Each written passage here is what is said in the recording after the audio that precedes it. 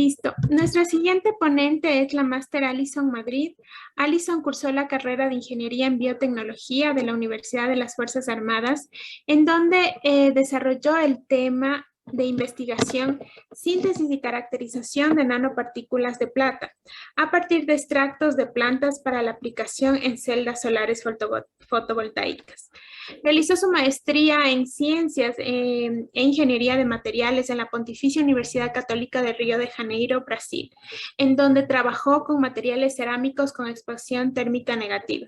Trabajó como investigador en la Escuela Politécnica Nacional en el proyecto Síntesis y Caracterización de Nanoestructuras obtenidas a partir de arenas ferro-titaníferas ecuatorianas para su aplicación en la remediación ambiental. Además, ha trabajado en otros temas como límite de solubilidad del zinc en expansión térmica baja y su influencia en la temperatura de transición de fase. Actualmente está cursando el doctorado en el área de nanotecnología en el núcleo de biomanufactura del Instituto de Pesquisas Tecnológicas de la Universidad de Sao Paulo, Brasil, en la cual se encuentra trabajando en el desarrollo de nanoformulaciones para tratamiento de enfermedades respiratorias. Damos paso a la investigadora con el tema Nuevas estrategias nanotecnológicas para la entrega pulmonar de fármacos. Bienvenida, Alice.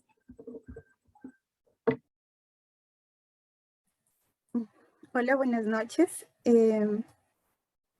¿Me informan, por favor, si se está compartiendo la presentación? Sí. Listo. Entonces, buenas noches con todos. Es un placer para mí hoy el presentarles un poquito de mi trabajo de doctorado aquí en la Universidad de São Paulo. Espero que sea de su interés.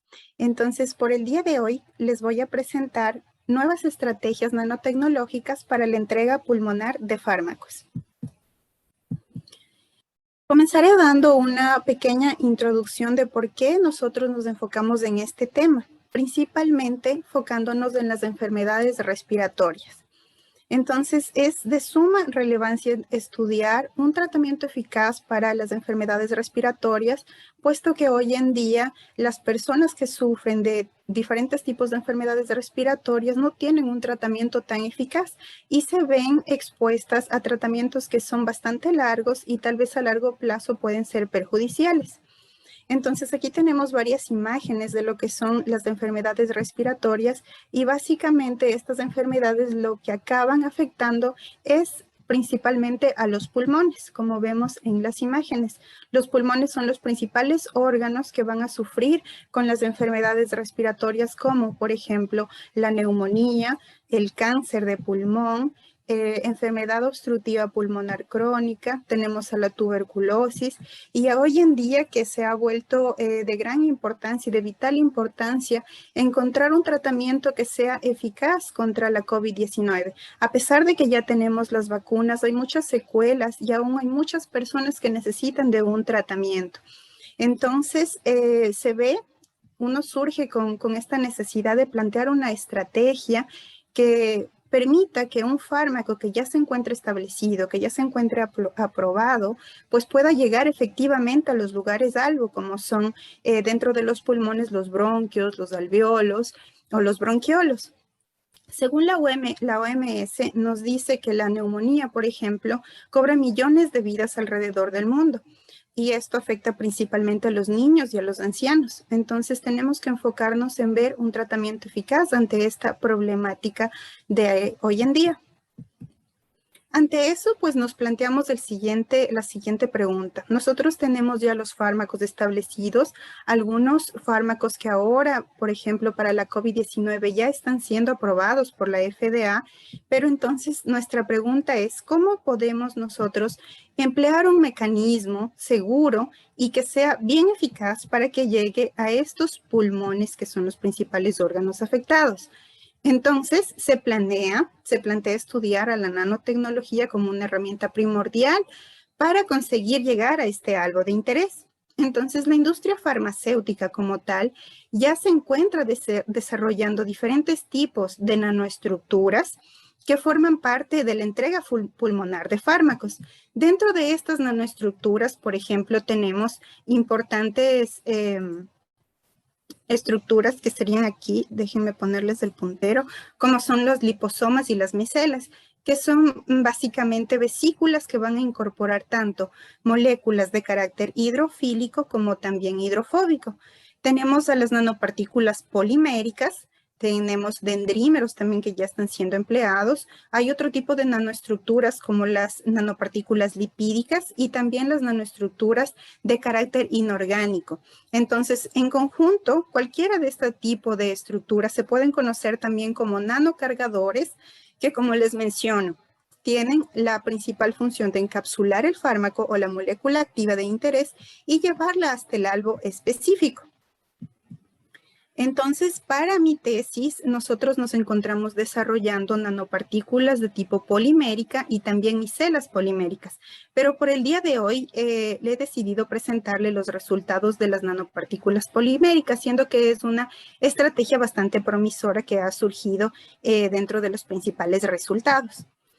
Bien, aquí tenemos un esquema general de lo que sería el desarrollo en sí del proyecto. Partimos de los nanocargadores, como les mencionaba, nanopartículas poliméricas, que van a ser procesadas para llegar a una dispersión coloidal. Esa dispersión coloidal entonces va a necesitar pasar por un proceso de secado. Entonces, ese proceso de secado nos permite obtener unas partículas en polvo que van a ser posteriormente colocadas o adicionadas en estos dispositivos de PO inhalatorio, que son los DPIs como se conoce en la industria farmacéutica. De esta forma, el paciente que presenta la determinada enfermedad pues va a tener la oportunidad de realizar una inhalación mediante estos dispositivos.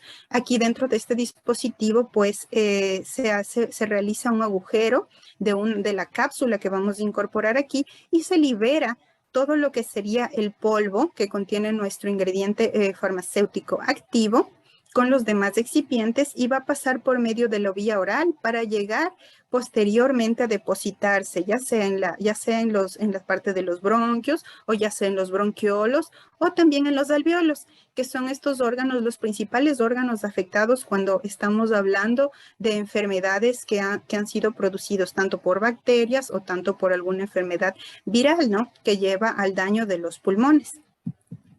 Entonces, ¿qué ganamos con esta vía de inhalación? Realmente ahora, en estos últimos años, la vía de inhalación está siendo la vía más elegida cuando comparada con la vía oral o la vía intravenosa, porque permite que los agentes activos lleguen directamente a los órganos salvo que están siendo afectados. Además de eso, es importantísimo mencionar que presentaría menos efectos adversos que, como les digo, comparado con otras vías de administración, y además que su acción terapéutica es local, es más rápida y para lo cual se necesita menores dosis que cuando se usan, por ejemplo, pastillas en la vía oral o diferentes tipos de sustancias para la vía intravenosa. Entonces, esas serían las principales ventajas de usar esta vía.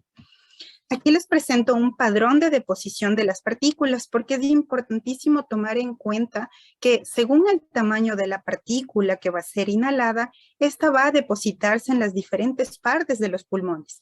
¿Qué quiero decir? Cuando el paciente inhala este polvo que ya está con nuestro ingrediente farmacéutico activo, va a realizar una fuerza centrífuga sobre esas partículas y esas partículas van a chocar o se van a impactar sobre diferentes partes de las vías aéreas, llegando de esta forma a quedarse por un mecanismo denominado impactación para aquellas partículas que se encuentran más arriba de las 5 micras, por ejemplo. Entonces aquí en la cavidad nasal de 5 a 10 micras se van a quedar las partículas más grandes. Ya en la parte de la tráquea van a conseguir pasar partículas hasta 3 micras, pero en la parte de los bronquios, por ejemplo, en esta parte de aquí o de los bronquiolos, que ya estamos hablando de partículas que se encuentran en el rango de 1 hasta 3 micras, ya la velocidad del aire disminuye en esta parte de aquí, por lo cual las partículas por el mecanismo de sedimentación pueden adherirse y pueden causar su efecto principal dentro de estas estructuras. Ya entonces, para partículas menores, que estamos hablando de 0.1, un micras, ya entrando a la fase nanométrica, pues, aquí ya no tenemos en los alvéolos velocidad del aire. Aquí ya prácticamente la velocidad del aire es nula. Entonces, las partículas podrían depositarse en esta región mediante difusión browniana. Entonces, en esta fase, pues las partículas erráticamente se van a mover de un lado al otro y por difusión pueden causar su efecto en los alvéolos. Evidencias científicas sugieren que nanopartículas pueden también hacer su efecto en los alvéolos. Entonces, esa es nuestra principal hipótesis que la estamos probando dentro de este proyecto. Dentro de las estrategias de encapsulación, entonces, como les mencionaba, utilizamos nanopartículas poliméricas, pero las nanopartículas poliméricas pueden ser de 3 tipos, como vemos en esta imagen. Las micelas poliméricas, que son básicamente compuestos por estos polímeros de carácter anfifílico, o sea que son hidrofílicas e hidrofóbicas, y ellas podrían bien encapsular un fármaco de cualquier tipo, ya sea hidrofóbico, ya sea hidrofílico. Pero cuando hablamos de las nanoesferas, que este será nuestro foco de interés, nos percatamos que ella va a tener una matriz polimérica sólida, robusta, que va a incorporar dentro de esta matriz a nuestro compuesto hidrofóbico, que es lo que nosotros estamos utilizando en una molécula hidrofóbica para la encapsulación. Y las nanocápsulas ya por otro lado van a encapsular a compuestos de tipo hidrofílico. Entonces, para polímeros surgen estas 3 estructuras y para las 3 estructuras existen diferentes mecanismos de preparación. Les voy a mostrar cómo hicimos nosotros la encapsulación de las nanopartículas poliméricas para una molécula hidrofóbica que estamos analizando. Entonces, una de las estrategias, uno de los mecanismos más utilizados y también que se lleva a cabo en la industria farmacéutica es el método de emulsión, evaporación de solvente. Entonces, la primera etapa va a ser crear una emulsión a partir de 2 fases. Una fase que se denomina la fase acuosa, la cual va a tener generalmente un texto activo, y la fase orgánica. Nuestra fase orgánica va a contener un solvente, porque como les menciono, vamos a tener una molécula de carácter hidrofóbico que va a necesitar un solvente orgánico. Va a ser disuelta en este solvente orgánico y todos los excipientes que van a ser parte de la formulación estarán dentro de esta fase orgánica, tales como lípidos u otro tipo de adyuvantes. Entonces tenemos 2 fases y lo que queremos llegar es una fase homogénea mediante la formación de una emulsión.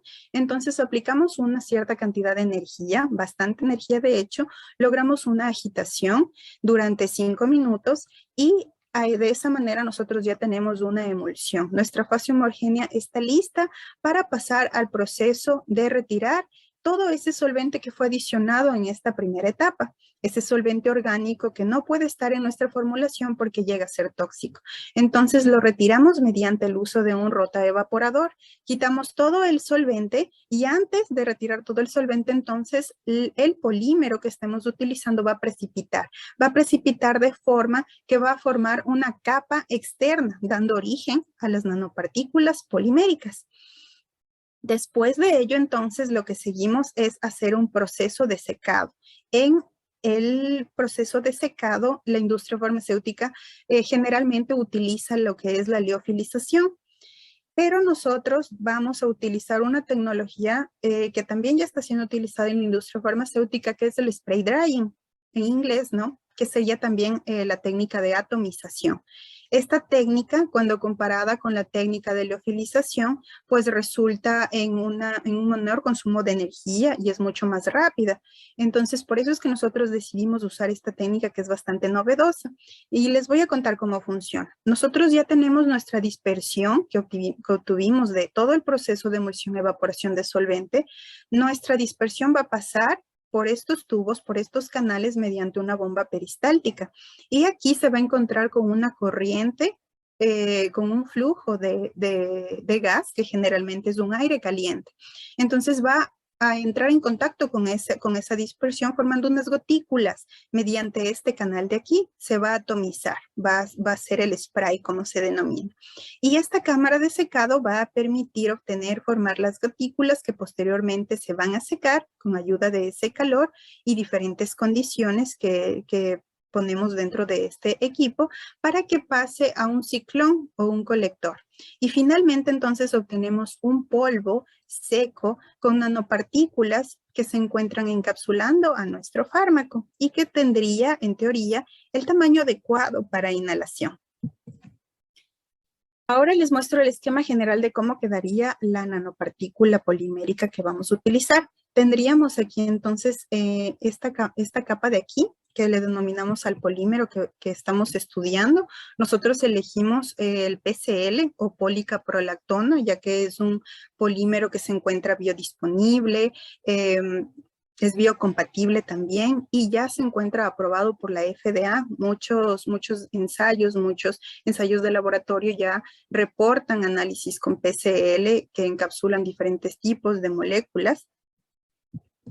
Y también usamos como el fármaco específico aquí a la acitromicina, que es un fármaco macrolídeo, que como sabemos es un antibiótico utilizado ya en la prescripción de varias enfermedades como la neumonía o la enfermedad pulmonar crónica. Es un fármaco de amplio espectro y nosotros decidimos utilizar la acitromicina porque ya es bastante estudiada, tiene bastantes estudios ya con este fármaco y la idea sería en que mediante todo este esquema general, toda la parte de la fabricación y producción y encapsulación, pues sirva como una plataforma de cual la acitromicina sea un modelo para que demás fármacos puedan ser incorporados en esta formulación. Entonces, básicamente la acitromicina es un modelo que queremos probar para que después los fármacos que se encuentran, por ejemplo, en estudio o que ya están aprobados por la FDA, pues sean incorporados en nuestra formulación. También contamos con un fosfolípido. ¿Por qué este fosfolípido? Que es la dipalmitoil fosfatidilcolina o conocida como DPPC.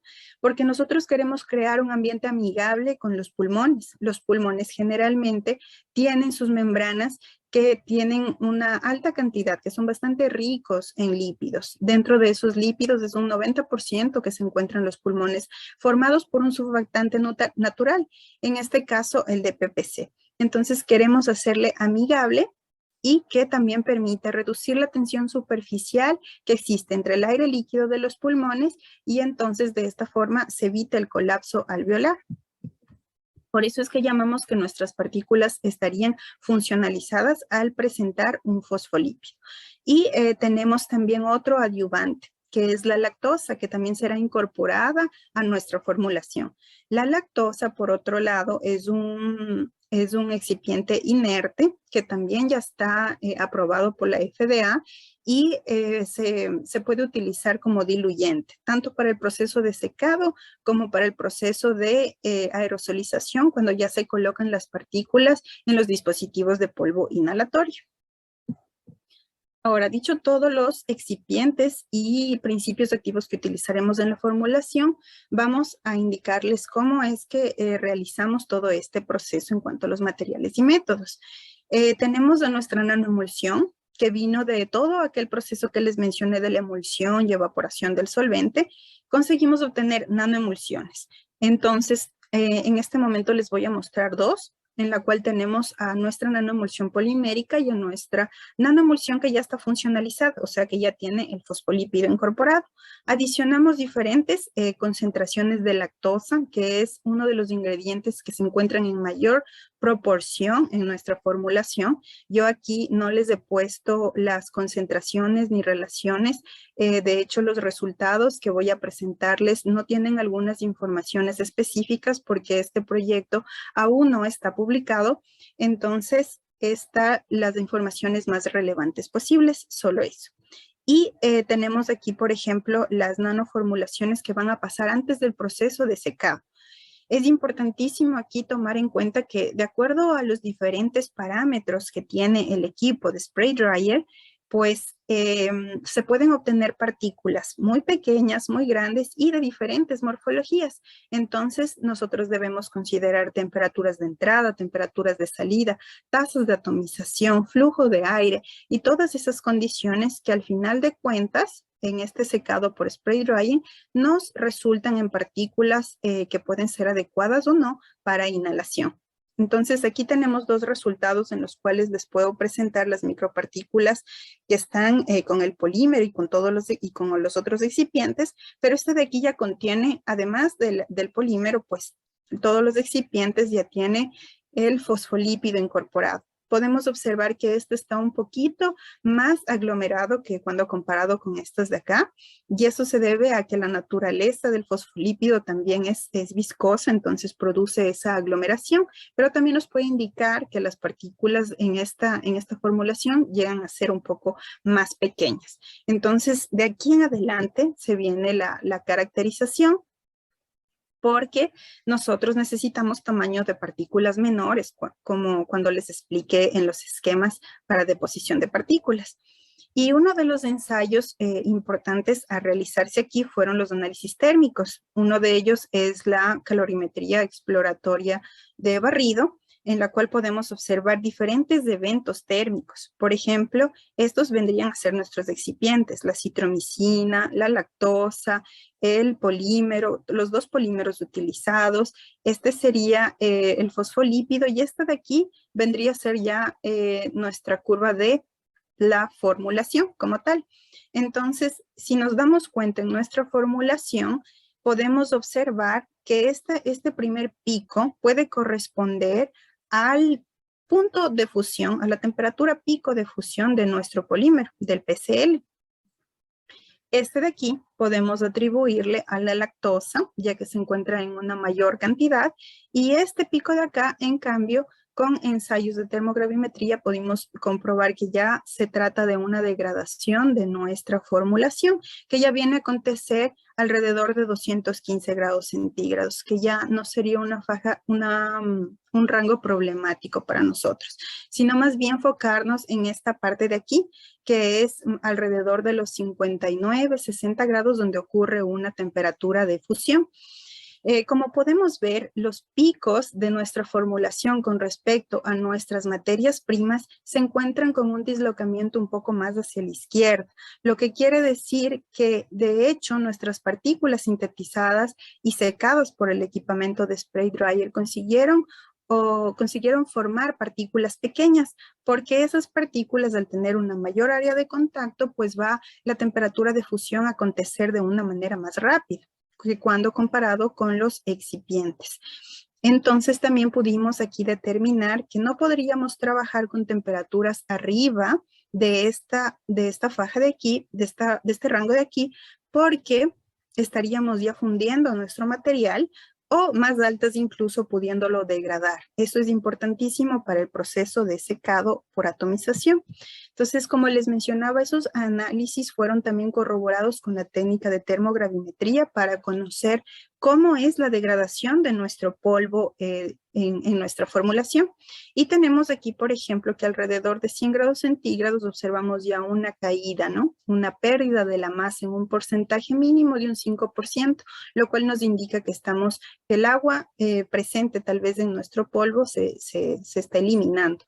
Pero ya si observamos esta otra parte, se mantiene estable hasta unos 200 grados y de ahí empieza a caer. Entonces, efectivamente, desde 215 grados en adelante, nuestra muestra empieza ya a degradarse, lo cual también puede ser corroborado con la derivada de esta curva termogravimétrica, tanto para los excipientes como para las formulaciones, en donde vimos los principales eventos que ayudan a determinar la pérdida de masa de cada uno de nuestros compuestos analizados. Realizamos también ensayos de difracción de luz dinámica con el objetivo de saber cuál es el tamaño del diámetro hidrodinámico antes del secado y después del secado, a ver si existe una diferencia significativa. Entonces, aquí tenemos a nuestra formulación. En esta imagen de aquí, podemos ver que las gaussianas se encuentran en un diámetro hidrodinámico de alrededor de 211 y 213 nanómetros, ¿no? Con un índice de polidispersión bastante bajo.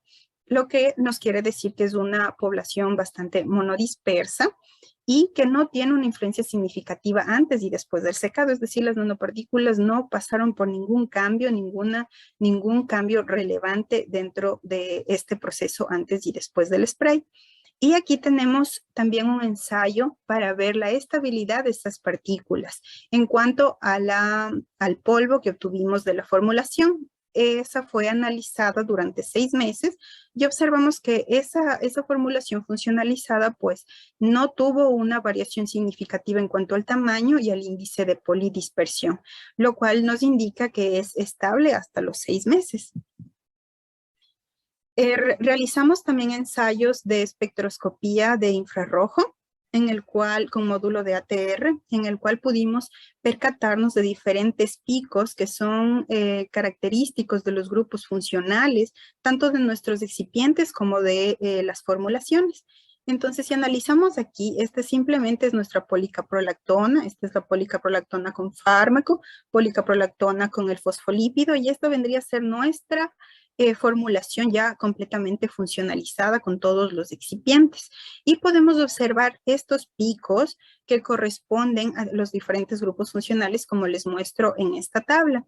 Lo que podemos deducir de aquí es que varios grupos funcionales, como el carbonilo, por ejemplo, que está presente en el PCl o en el DPPC, también se ve presente en las formulaciones. Y otro tipo de grupos funcionales, como el CH, por ejemplo, en esta región de aquí, indicándonos que, de hecho, todos los excipientes están interactuando entre sí de una forma ideal, ocasionando una correcta formulación, una correcta agrupación de todos los excipientes, y tampoco se pudo verificar picos que sobran o picos que estén restando, lo cual nos indica que estamos trabajando con productos altamente puros y que, bueno, podríamos seguir caracterizando nuestra nanoformulación.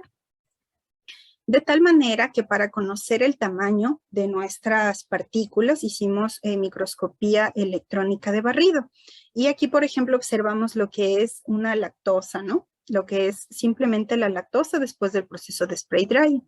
Y aquí en estas dos fotografías podemos observar cómo es la morfología de nuestras partículas. Entonces podemos realmente concluir que la microscopía electrónica de barrido permitió observar que nuestras partículas son esféricas, como podemos ver en la mayoría. Hay algunas que parecen irregulares, pero la mayoría son esféricas, son altamente porosas, lo cual es un buen indicativo para las partículas que deseen ser inhaladas para los pulmones. Y podemos también ver que el intervalo en el que se encuentran puede ser abajo de las 10 micras, lo que es ideal. La mayoría de ellas en ensayos que hicimos de programación con Fiji, pues resultan en un promedio de entre 3 a 5 micras, lo que es lo más ideal para que estas partículas puedan causar su efecto en los bronquios. Estas son otro tipo de nanoestructuras utilizadas, que son las micropartículas funcionalizadas con fosfolípido, y a diferencia de las anteriores que no tenían fosfolípido, pues podemos observar que estas son un poco más lisas, ¿no? Un poco más lisas, pero también pueden presentar un poco de porosidad, y también se encuentran abajo de las 10 micras. Eso es en cuanto a lo que hemos realizado hasta el momento. Aún nos faltan realizar otro tipo de ensayos, pero las conclusiones hasta el momento es que el método de emulsión de evaporación del solvente resultó efectivamente en partículas de 200 nanómetros, como lo menciona la literatura. Las técnicas de caracterización son de vital importancia porque nos permiten corroborar el tamaño, la composición, y si de hecho estamos obteniendo nanopartículas. Y las próximas etapas entonces serán realizar caracterización por fisisorción, difracción de rayos X para conocer la cristalinidad de nuestras formulaciones, cuantificar cuánto fármaco tenemos dentro de esas formulaciones realmente por técnicas de espectrofotometría UV visible o por HPLC. También se pretende realizar pruebas en impactadores en cascada, que son modelos que permiten saber hasta dónde las partículas pueden conseguir llegar a los bronquios, bronquiolos y alveolos. Y también estoy ya en este momento realizando la etapa de toxicidad con células pulmonares. Me encuentro trabajando con células de fibroblastos y viendo cuál sería la toxicidad ya de la dispersión coloidal y también de las partículas en polvo. Y como les mencionaba al inicio, el objetivo es que sirva como una plataforma para la incorporación de nuevos fármacos, toda esta metodología planteada. Entonces se pretende encapsular otros fármacos potenciales, como por ejemplo el Remdesivir, que ya fue aprobado por la FDA también para el tratamiento de la COVID-19 y que también puede ser tratado para otro tipo de enfermedades como la neumonía adquirida en la comunidad, entre otras. Eso es lo que tengo para presentarles. Agradezco infinitamente por su atención. Este es mi contacto de la universidad. Nosotros tenemos un grupo que se llama el Nanobio, que nos pueden seguir aquí, dejé las redes sociales. Quiero agradecer a todo mi grupo de trabajo y bueno, agradecer a DeScience por todo esto, por toda esta invitación. Y si tienen alguna duda, pues estoy a las órdenes.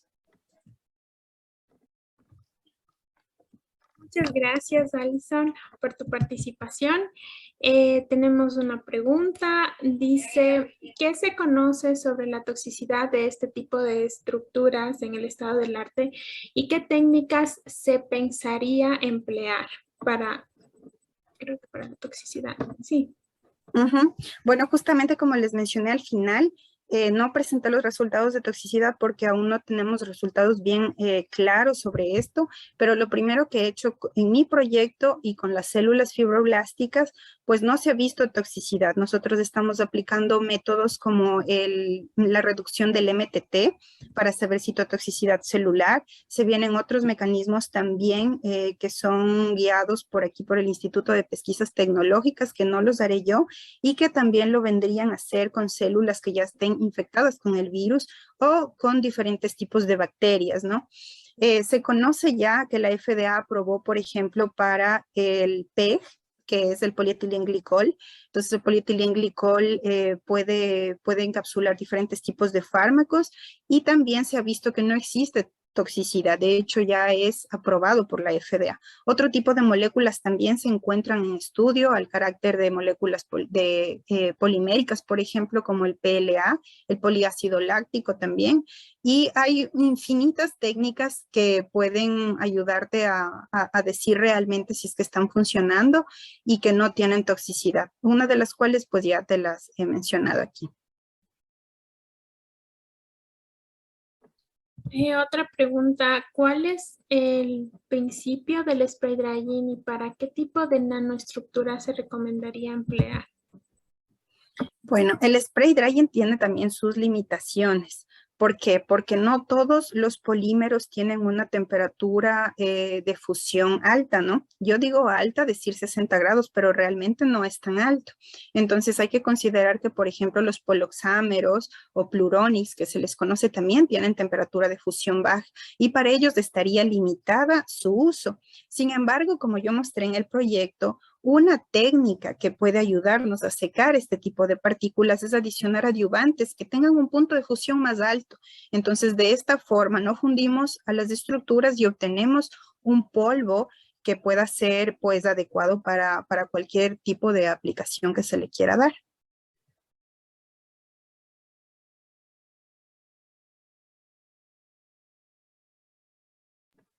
Listo. Espérenme. Virginia nos dice, muy buena presentación. Disculpe una pregunta, ¿se podría usar una molécula polimérica, el PDA-DA-MAC?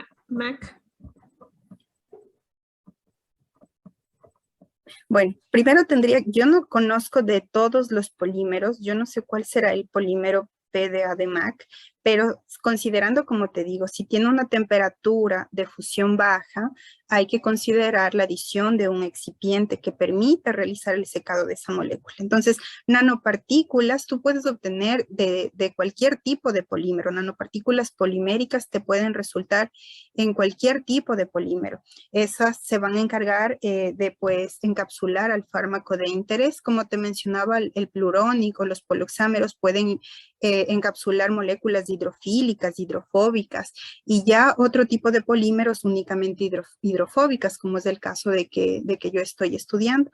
Si quieres obtener una dispersión, pero si ya quieres obtener un polvo, ya te conviene analizar qué otro excipiente se puede usar para poderlo llevar a cabo en el secado. Entonces, sí. Ali, este compuesto corresponde al cloruro de polidialil dimetilamonio. Entonces, no sé si tal vez conozcas acerca de este polímero o...